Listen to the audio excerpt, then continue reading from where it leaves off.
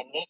Jadi jika pasien tidak bisa menyebutkan minimal satu huruf pada baris ke N, maka visusnya di baris ke N tersebut. Sedangkan kalau tidak bisa menyebutkan lebih dari setengah jumlah huruf baris tersebut, maka visusnya di baris atasnya. Nah, contohnya misalkan ada pasien dia cuma bisa di baris keempat LPED. Dan di bagian LPED itu pasien itu cuma bisa nyebutin L aja gitu. Yang lain L P E terus D-nya itu nggak bisa kan. L P E terus D-nya nggak bisa. Berarti visusnya udah di situ di 4, berarti 20/50 gitu. Nah, sedangkan kalau misalkan dia nggak bisa nyebutin di atas setengah dari jumlah yang baris jumlah huruf barisnya itu PD ada 4 kan. Jadi kalau setengahnya 2, kalau dia nggak bisa nyebutin misalkan nggak bisa nyebutin PED, dia cuma bisa nyebutin L terus PED nggak bisa nyebutin, berarti dia naik ke atas visusnya yang 20/70 gitu.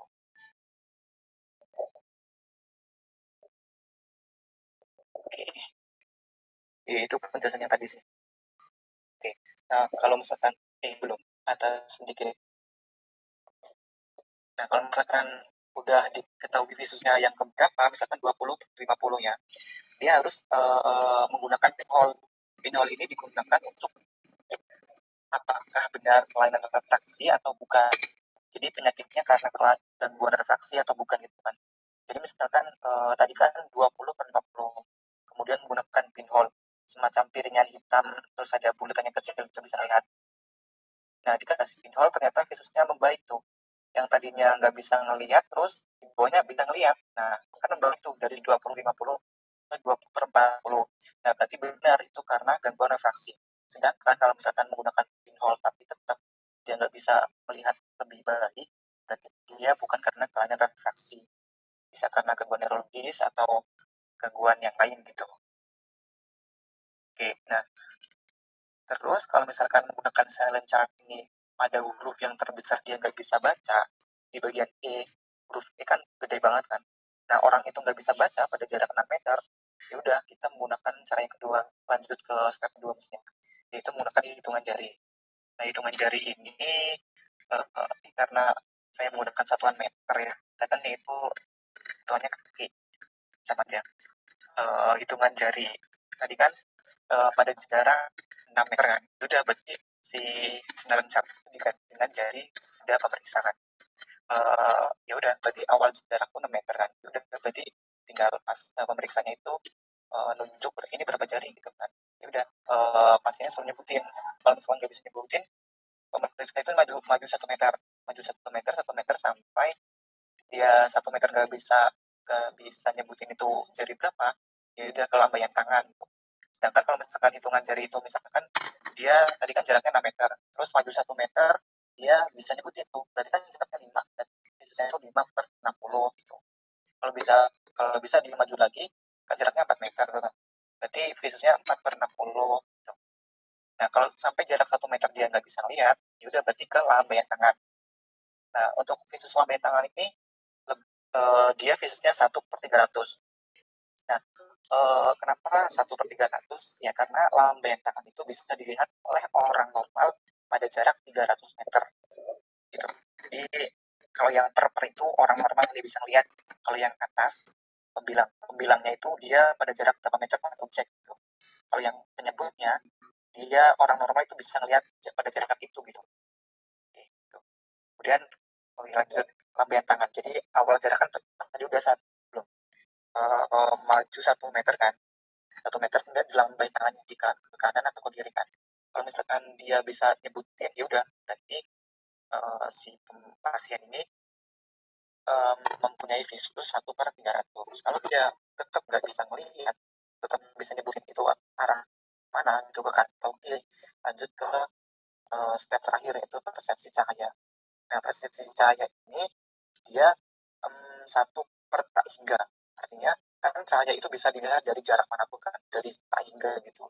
Jadi 1/tak hingga. Kalau misalkan dia nggak bisa melihat cahaya itu, ya udah visusnya berarti 0, buta total gitu kan.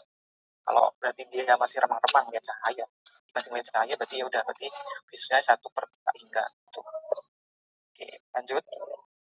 Nah, terus perasapan kacamata ada identitas, identitas, kolom pengisian sferis ini untuk yang miopi atau hipermetropi. Dia kan bisa yang di bagian itu kan bisa plus bisa minus kan. Untuk kemudian silinder dan aksis. Nah, silinder aksis ini untuk yang astigmatisme. Biasanya kan double-double gitu kan. Kalau ada silinder pasti ada aksis gitu. Kalau nggak ada silinder nggak mungkin ada aksis. Kemudian penglihatan jauh dan dekat, jarak antar pupil, IPG, pupil distance, kemudian juga jenis lensa. Oke, ini ada kalau yang single vision ini untuk yang jarak, untuk melihat jauh aja. Kalau yang multifokus ini untuk biasanya dia ada adisinya tuh. Ada adisinya bisa untuk membaca. Jadi kan kalau membaca itu kan jarak dekat kan, jadi harus ditambah diopternya biar jelas gitu. Oke. Selesai. Terima kasih.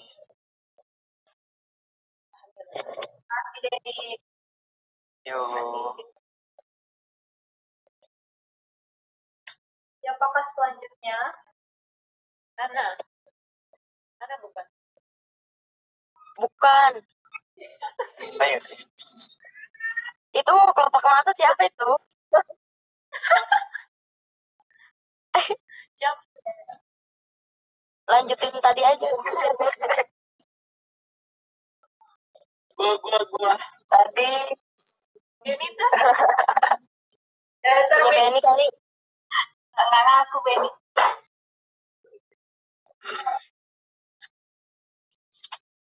Mana ya?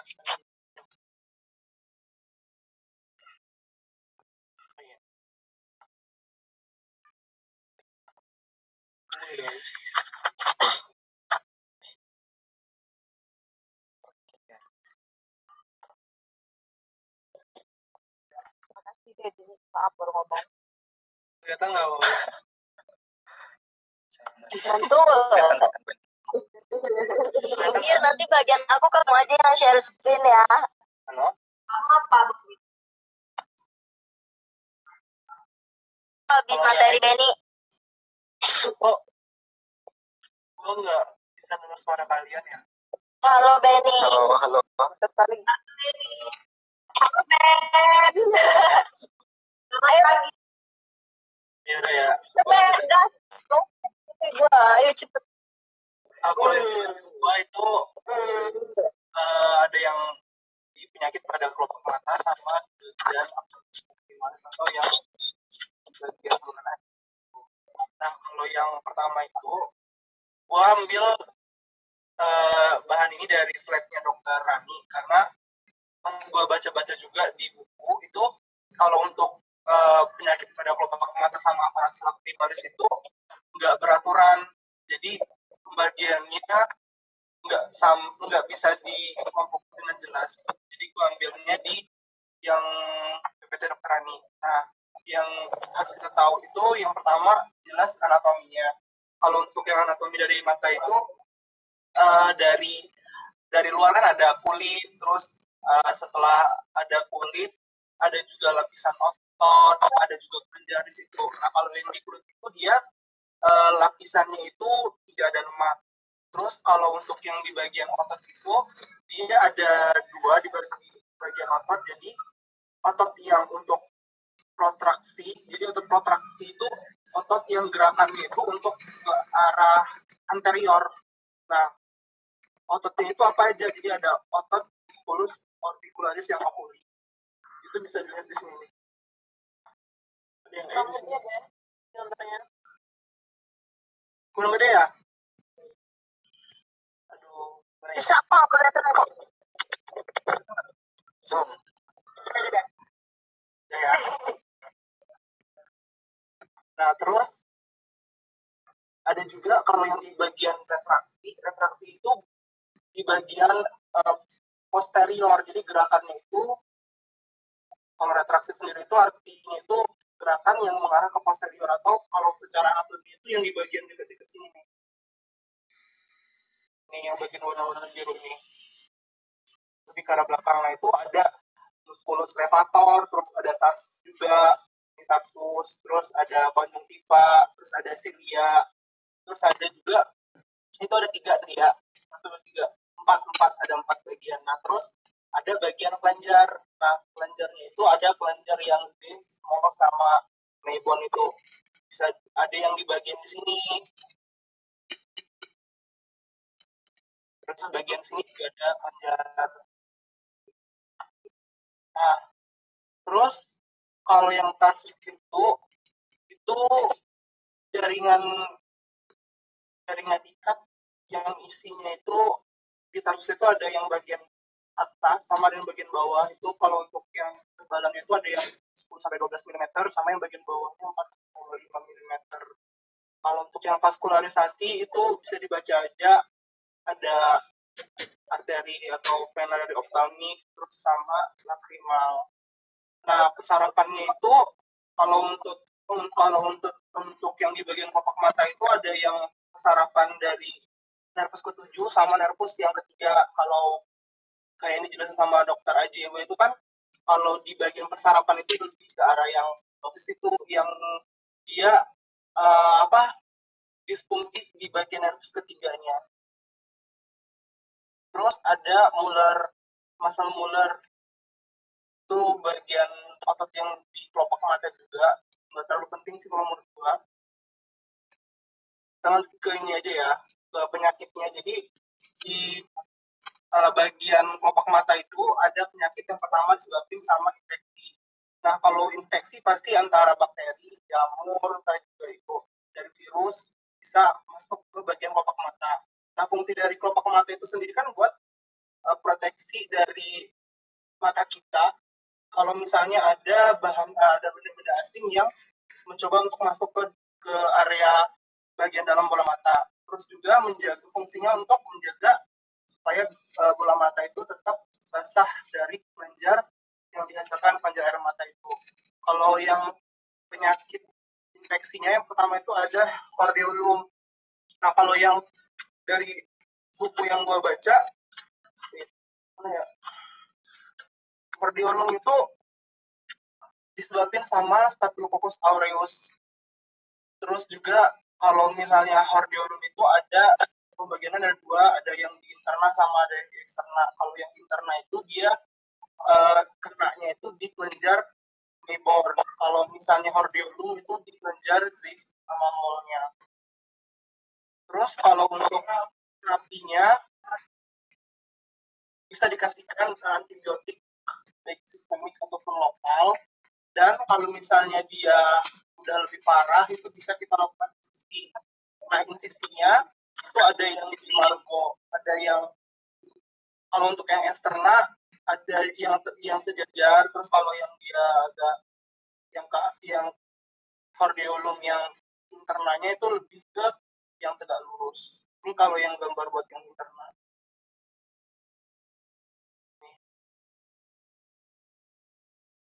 Dia lebih ke bagian dalamnya yang kena. Kalau yang eksterna itu dia kelihatan di atas. Jadi di bagian kelopak mata yang di luar di eksterna.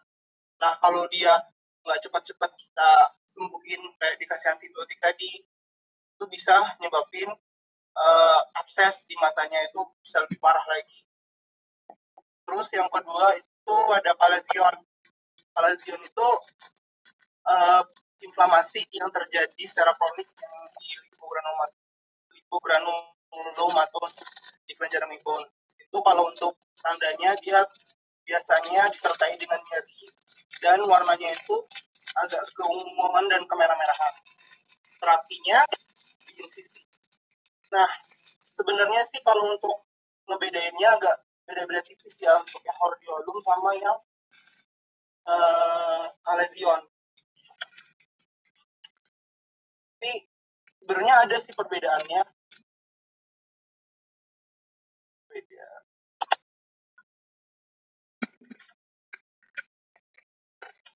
Kalau perbedaannya itu cuma dari letaknya aja sih yang gue baca. Kalau yang tadi, kalau yang hordeolum itu di kelenjar dari kelopak matanya itu, sama kalau yang di palesion itu dia lebih ke arah kayak persumbatannya sih, persumbatan dari kelenjar di Meibor yang peradangan yang peradangan pada granulomatosanya itu. Terus ada juga abses di kelopak mata itu hampir mirip kayak di bagian hordeolum, tapi dia lebih parah infeksinya.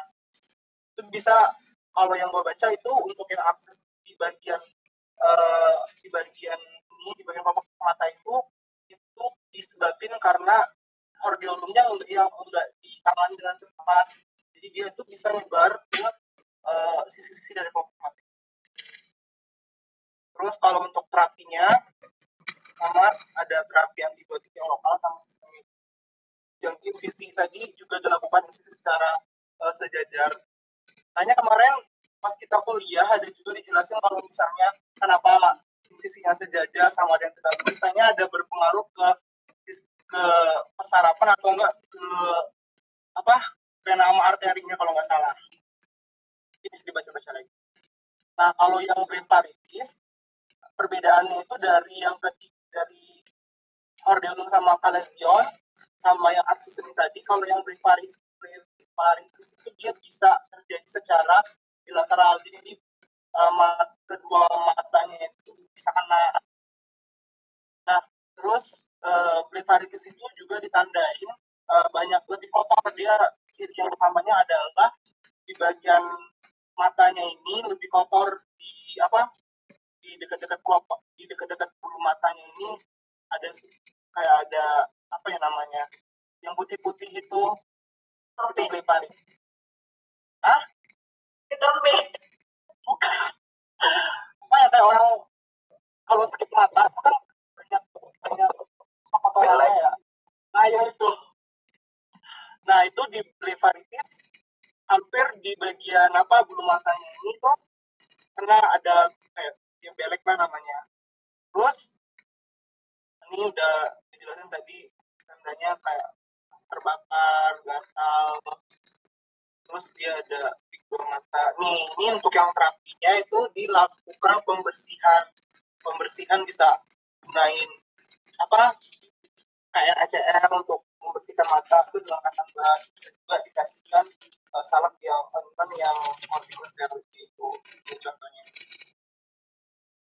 Terus ada yang ulceratif yang blepharitis, dia kenanya infeksi imago palpebra, itu disebabkan juga akibat Staphylococcus. Kalau untuk penyakit di kelopak mata ini sebenarnya kita nggak bisa sih mengidentifikasinya itu kayak dengan baca aja gitu, tapi kita harus benar-benar melihat perbedaannya itu secara langsung dari gambar. Kalau misalnya yang kayak gini, kalau dia ulcer, jadi kayak ada bentuk ulcer ini namanya ulcer yang blepharitisnya.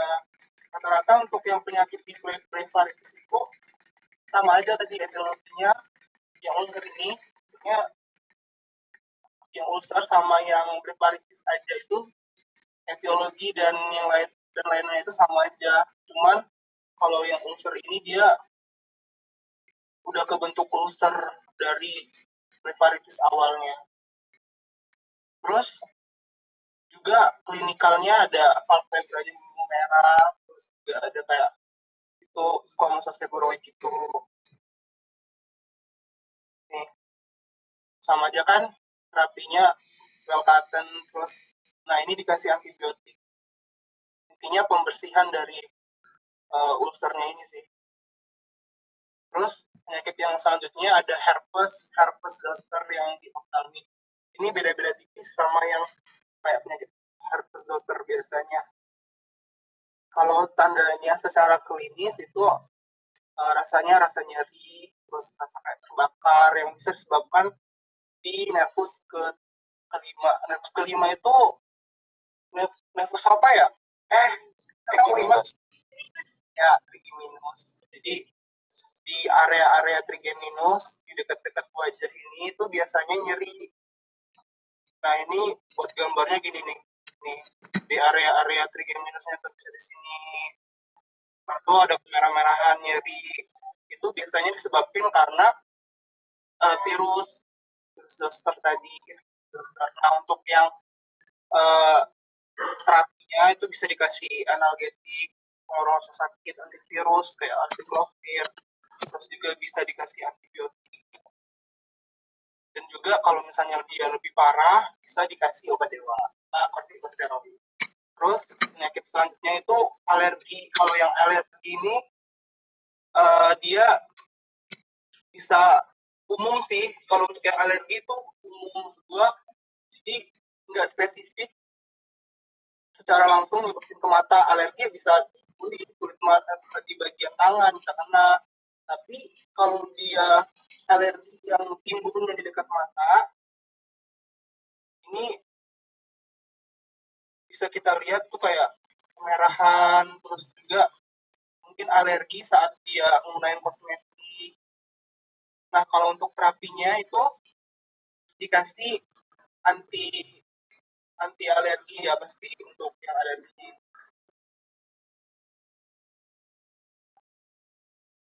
Ini buat gambarnya. Terus udah infeksi, tadi ada 7 aja yang diambil, tapi yang secara umum untuk yang di SKDI itu yang paling penting itu 3 sama 4 itu hordeolum tadi, terus blepharitis, terus sama juga kalazion. Itu benar-benar harus dipahamin buat apa perbedaannya masing-masing sama yang untuk tata laksana awal dari 3 penyakit itu. Terus selanjutnya setelah infeksi ada yang tumor. Kalau yang tumor itu dia pertama bisa secara benigna, terus juga bisa secara malam. Ada yang tumor ganas sama tumor yang tidak kena. Di sini yang pertama ada nevus itu bentuknya yang kayak gini. Ada telat di bagian kelopak mata. Nah sebenarnya ini kalau misalnya nggak gua tulis gimana tata laksananya, nggak itu karena menurut gua ini penyakit tumor ini dia itu untuk tata laksananya karena dia tumornya tumor jinak, jadi nggak terlalu diperhatiin benar kalau misalnya dia lebih ke arah estetik, mungkin itu entah itu untuk ya kecantikan dan sebagainya itu bisa dilakukan sisi atau operasi sih. Ini ada juga yang verruca vulgaris. Verruca vulgaris itu kayak kutil di dekat-dekat mata. Sebenarnya ini apa-apa sih kalau misalnya ada ini pun, karena dia nggak terlalu mengganggu, kecuali kalau kayak gue bilang tadi buat estetik dan sebagainya. Terus ada yang ketiga itu ada santelesma. Santelesma ini dia warnanya kekuning-kuningan di dekat-dekat matanya ini karena faktor dari lemak kalau nggak salah. Ya. Ini terapinya kita lakukan eksisi. Terus kalau yang selanjutnya itu ada milium. Milium itu ini dia penyebabnya adalah retensi atau sumbatan yang terjadi di kelenjar spesianya. Terlihat tuh warnanya, ada warna putih kecil-kecil di sekitar mata. Ini sering banget kalau misalnya orang-orang tua.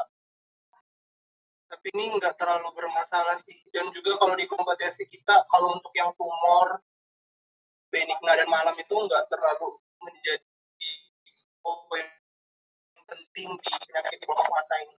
Terus ada hemangioma. Nah, kalau yang hemangioma ini umur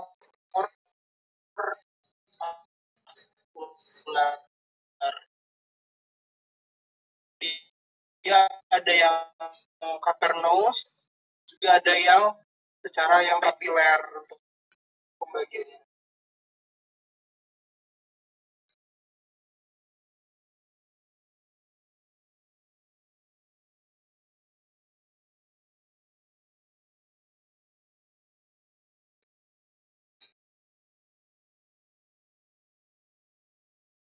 Ya, di kapiler-kapiler ini warnanya lebih ke arah merah.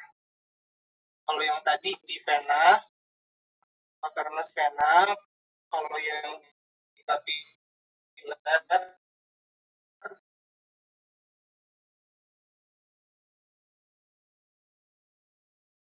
operasi, terus dikasih injeksi steroid, propanolol, dan bisa juga di laser. Tapi ini lebih ke buat kompetensi kita. Terus ada juga neurofibromatosa, nice to know aja ya. Ini biasanya terjadinya di temporal. Kita lihat gambar.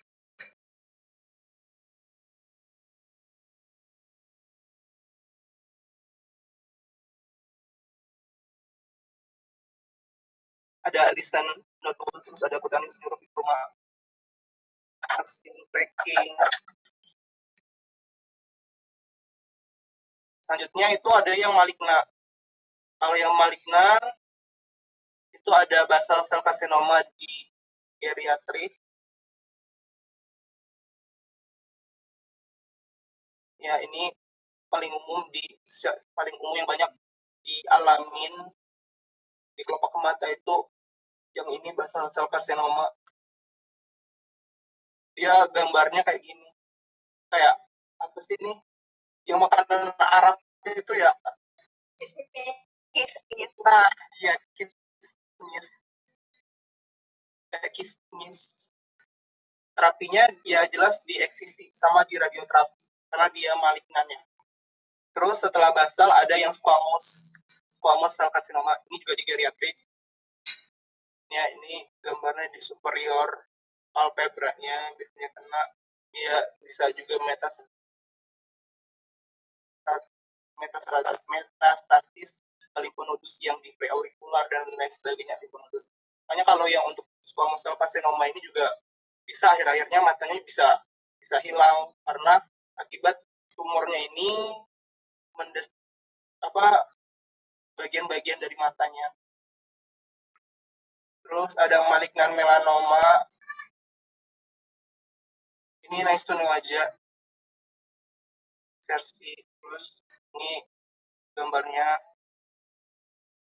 Terus ada sebaceous cell carcinoma. Ini kenanya di kelenjar Meibourn.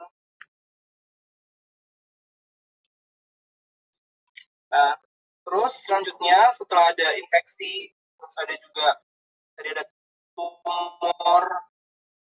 Ini ada malposisi dari kelopak mata. Ada entropion, ada ektropion, terus juga ada lobophthalmus ptosis tadi. Itu adalah salah satu kelainan yang disebabkan akibat kelopak matanya yang malposisi. Nah, kalau entropion ini dia bulu matanya ini dia ngarahnya ke dalam. Jadi bulu matanya ini dia biasanya kan bulu mata itu ngarahnya keluar, tapi ini malah bulu matanya itu ngarahnya ke dalam. Akhirnya itu dia bisa nyebabin cedera di bagian konjungtiva si mata, di bagian area mata ini, pupil dan lain sebagainya. Itu bisa karena kayak goresan dari ini bulu matanya. Nah, itu adalah penyakit entropion yang bulu matanya itu lebih mengarahnya ke bagian dalam. Itu kalau yang entropion itu ada yang secara kongenital atau bawaan lahir kayak orang Chinese itu biasanya sering kena entropion. Terus ada senil entropion juga.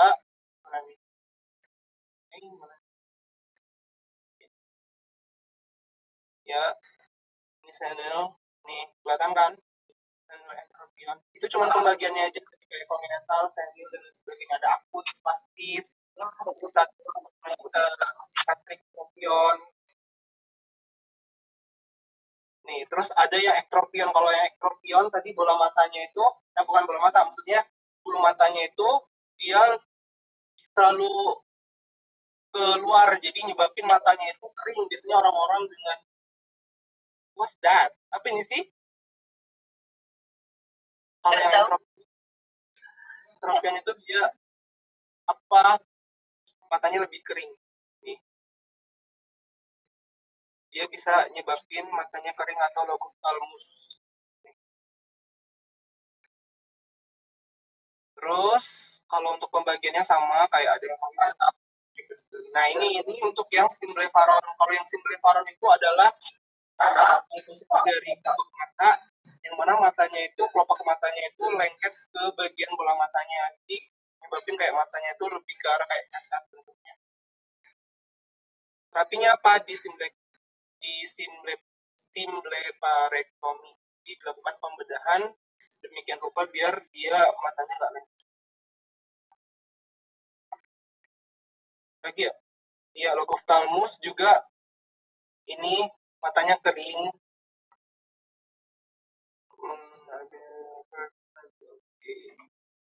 Ya, paralisis nafas ketujuh.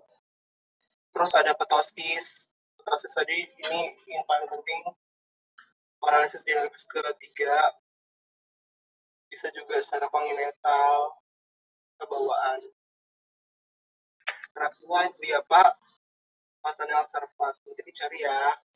Sama lepatosortem. Nah, baru yang kedua lanjut ke lacrimal system. Tadi kan udah kelopak mata, banyak banget, ada infeksi, terus ada juga tumor, ada juga malposisi. Terus selanjutnya ke bagian kelenjar di bagian lacrimal.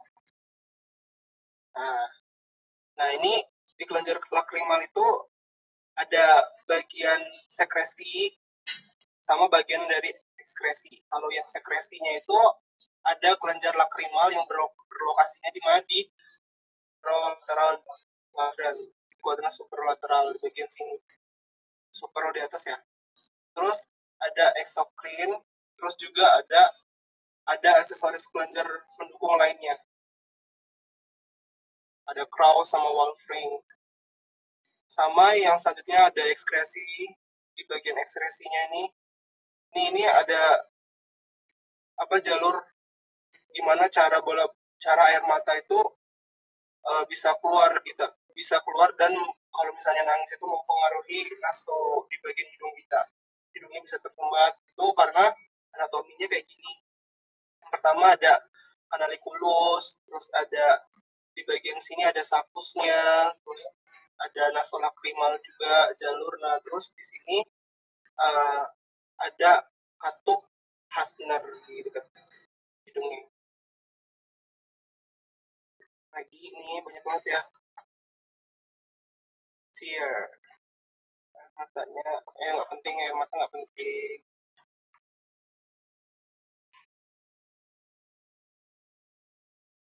Halo. Hadir. Tear ya. Pada buka coy. Hadir. Mau maghrib. Oh iya. Bilang Ya, belum maghrib. belum. Jam 6 lebih lagi ya. Terus di sini ada yang abnormal. Jadi kelainan nasolacrimal itu yang disebabkan bawaan lahir. Yang pertama ada nasolacrimal obstruksi, salurannya yang obstruksi. Ini ngapalin anatominya aja udah saran gue ya. Ada punktum anomali, ada dry eyes, terus ada epipora. Nanti teman-teman bisa baca sendiri juga ya. Oke, nggak mau.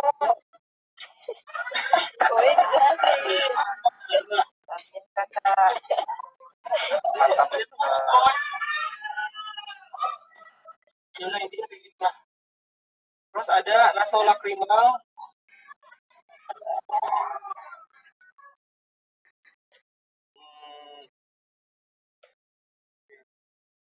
Nih, nasolacrimal infeksi ada. Nah, ini yang penting kalau yang di bagian apa?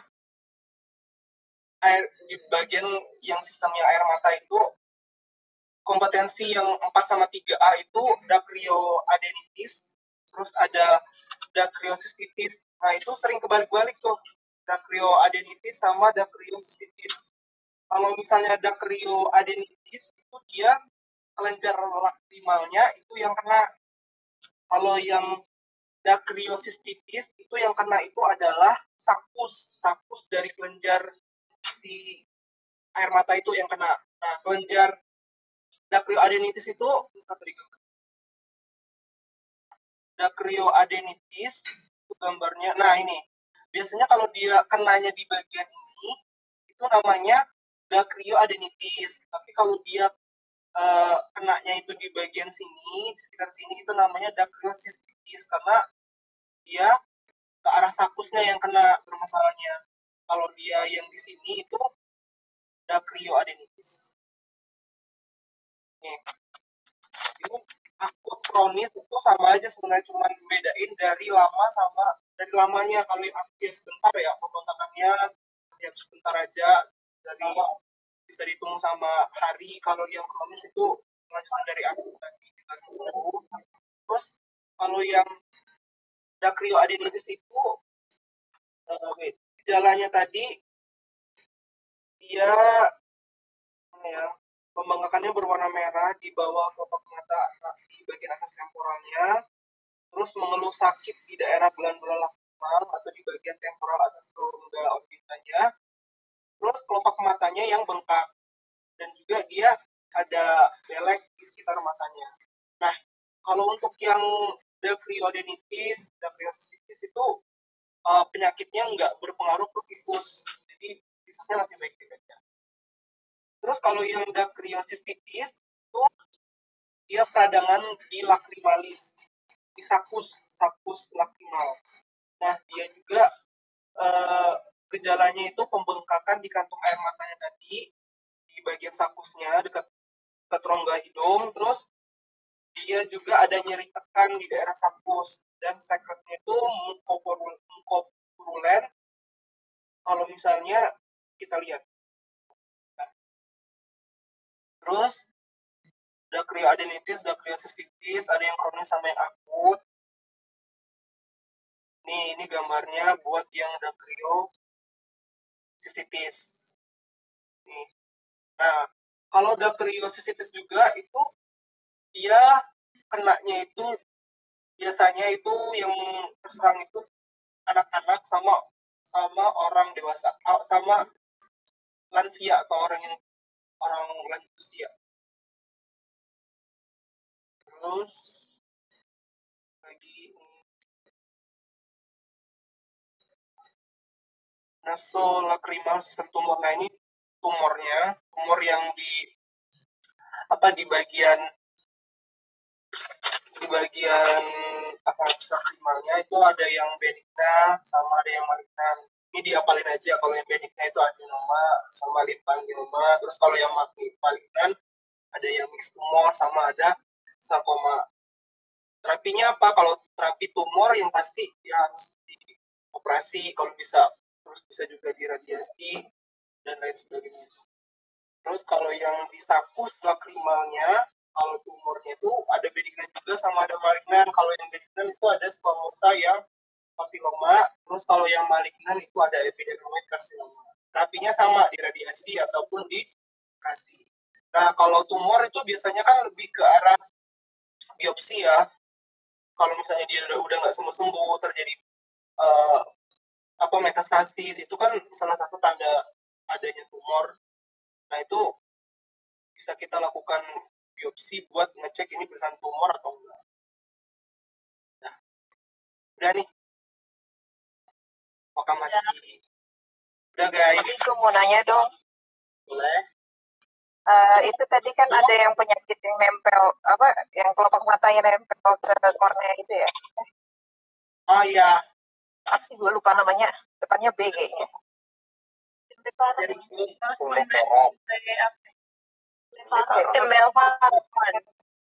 Lupa gue. Itu bedanya sama pterygium apa ya, Ben? Kayaknya sama-sama kayak lengket. Iya. Tadi ada gambarnya. Pterygium di aku materinya. Oh iya. Oh beda ya. Ya udah ntar lanjut aja kalau gitu. Tapi secara langsung ini kalau dia simplifaron sih, dia ini kelopak matanya langsung yang lengket ke bola mata. Tapi kalau dia pterygium itu setahu gua itu selaput. Konjungtiva. Ya, konjungtivanya. Benar. Yang kayak itu. Tapi kalau misalnya kelompaknya nggak ada masalah. Oh, oke. Ya. Thank you. Oke. Ada lagi? Serem ya. Kelompaknya nomplok. Iya. Serem tau. Apalagi yang anak kecil itu yang matanya biru. Itu mah lucu. Ih, serem. Bawahnya merah, matanya biru. Kalau nemu di kamar tiba-tiba malam tiba-tiba Itu tuh. putih banget ada introvert juga bukan orang. Oh iya. Emang ngeri nggak? Baru lucu dah. Guys, Ini mau teman guys, kita gimana? mau di next? Hah? Dulu. Terus ada yang mau ditanya lagi nggak cewek?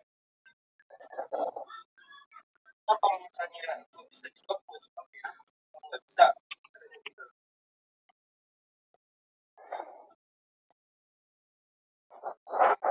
Udah nih guys, oh Ben, mau nanya Ben. berapa? Nanya nomor HP. Ah, Ben mau nanya. Oh, dipikir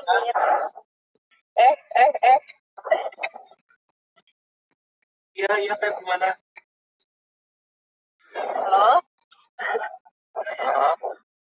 Ya, Ini yang kelompok mata itu kan itu rata-rata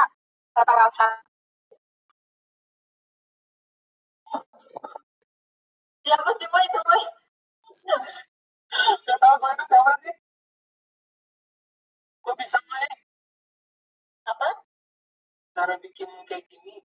Tanahnya itu kan. Nah, itu pakai yang cocok dengan itu apa sesuai dengan Gimana kok?